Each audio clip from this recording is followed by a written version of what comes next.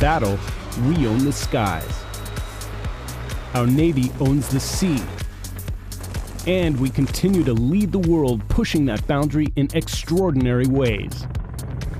Technology gave us the night. Now, scientists at the Army Research Lab in Adelphi, Maryland, are working on technology that someday will give us the elements, allowing us to operate in the sand, the dust, the wind, whatever nature throws our way, science will give us control over. Wow, that's a lot of dust. When it comes to flying in the desert, the #1 enemy may not be shooting back and literally be as small as a grain of sand. One of the things that are limiting us the way we operate now is the weather. Sometimes the weather defines whether or not we can execute a mission or not. And so as we develop these technologies, it allows us to operate in high sand conditions, in brownout conditions, in high wind conditions where typically we may not be able to operate an air platform. We're building those technologies as part of our portfolio to allow us to operate in any sort of environment under any weather conditions at any time of day. It's a big problem, and that's about the only thing that's clear. As we operate in desert conditions, sand not only kills visibility, but it gets in the air intake of the engines. While there are air filtration systems, they don't catch everything. Particles make it through, causing a rapid deterioration of engine hardware. Using a specialized camera capable of shooting 4,000 frames per second, you can see the superheated sand traveling at incredibly high speeds, slamming into the internal parts of the engine, causing the engine to simply wear out and eventually break down. Those small particles will actually melt, and then they fly in and they basically attack the stator and the rotors. And those are the heart and the guts of this gas turbine engine. But understanding how the damage happens inside an engine is only half the problem. How do you prevent the damage in the first place? Well, before we can get to that, we must first consider one simple detail. Engines get hot, very hot. So hot, in fact, that the metal alloys that make up the engine parts would melt if not for ceramics. Engineers are able to keep heat under control using ceramic coating. They're already used in engines because of their heat insulating properties and work very well at keeping things cool. Now these scientists are looking at new ways to use ceramics.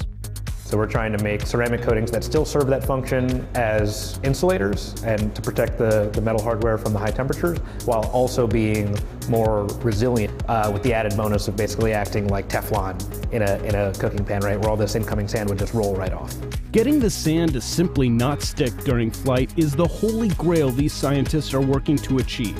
But finding the right ceramic material is a tedious and exacting process. In their lab, scientists and engineers recreate the harsh environment inside a flight engine. They expose the coatings to the different types of conditions within an engine and examine how well the coating was able to withstand the test.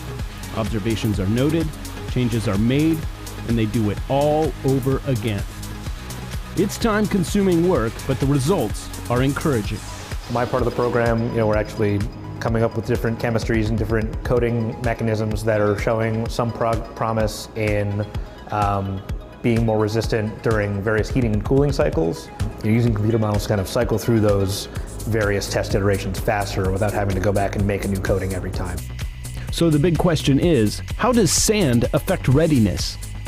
Currently in the field, in some of these desert environments, engines that are designed to operate for 4,000 hours of service are getting pulled for maintenance because of these sand damages at like 400 to 500 hours. 10 times reduction in service life of this hardware. So it's increasing that longevity, sustainability, readiness, and capability that we really think is going to make the biggest impact.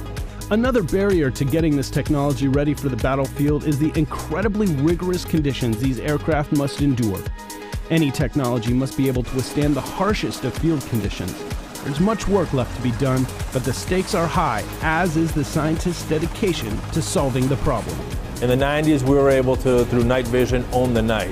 What we want to do with the next generation of systems is own the environment or own the weather. Be able to operate our systems and our platforms with next generation technologies that will allow us to operate in sand, in wind, in rain, in ice and sleet, in high winds, and not be restricted in our movement by those types of operational environments. Man versus nature, an age-old problem that may be solved with 21st century technology. It starts here, inside the walls of the Army Research Lab, with a group of dedicated men and women, armed with science, trying to save lives.